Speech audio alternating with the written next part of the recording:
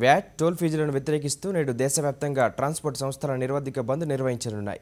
Petrol బంకులు, oil ట్యాంకర్లు, lorry ఓనర్ల JAC ఈ బంద్కు సంపూర్ణ మద్దతు పలికాయి.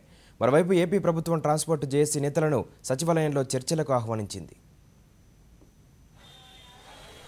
పెట్రోల్, డీజిల్పై లీటర్కు 4 రూపాయల చొప్పున విధిస్తున్న అదనపు వ్యాట్ను రద్దు చేయాలన్న డిమాండ్తో రాష్ట్రంలో పెట్రోల్ ట్రేడర్లు, ఆయిల్ ట్యాంకర్లు, లారీ ఓనర్ల సంయుక్త కార్యాచరణ సమితి ఆధ్వర్యంలో నేటి నుంచి నిరవధిక బంద్ చేపట్టింది. అదనపు వ్యాట్ మినహా అన్ని సమస్యలు పరిష్కరిస్తామని ప్రభుత్వం పెట్రోల్ డీలర్ల జేఏసీకి సూచించగా, అదనపు వ్యాట్పై ఎలాంటి హామీ ఇవ్వకపోవడంతో నిరవధిక బంద్ను యథాతథంగా కొనసాగిస్తామని పెట్రోల్ డీలర్ల జేఏసీ స్పష్టం చేసింది. గడువు తీరిన టోల్గేట్లు ఎత్తేయాలని, లారీ యజమానుల నుంచి టీడీఎస్ పన్ను వసూలు రద్దు చేయాలని వారు డిమాండ్ చేస్తున్నారు. ఈ సమ్మెకు తెలుగు రాష్ట్రాల లారీ యజమానుల సంఘం సంపూర్ణ మద్దతు ప్రకటించింది. తెలుగు రాష్ట్రాల మధ్య సింగిల్ పర్మిట్ విధానాన్ని ప్రవేశపెట్టాలని ఇరు రాష్ట్రాల లారీల యజమానులు డిమాండ్ చేస్తున్నారు. 14.5% వ్యాట్ ట్యాక్స్ అనేది ఇంప్లిమెంట్ చేస్తుంది గవర్నమెంట్.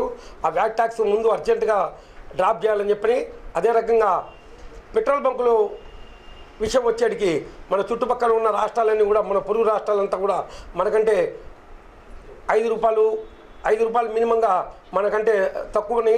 దానికి అది మెయిన్ కారణం ఏంటంటే మన ఆంధ్రప్రదేశ్లో మన వ్యాట్ ట్యాక్స్ ప్రతి లీటర్ మీద 4 రూపాయల లెక్కన స్టేట్ గవర్నమెంట్ వసూలు చేస్తుంది.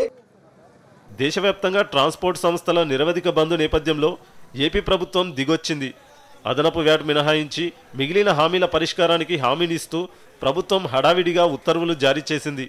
చర్చలకు రావాలంటూ జేఏసీ నేతలను ఆహ్వానించింది. మరోవైపు లారీల సమ్మెతో తెలుగు రాష్ట్రాల్లో 16 లక్షలకు పైగా రవాణా వాహనాలు నిలిచిపోనున్నాయి.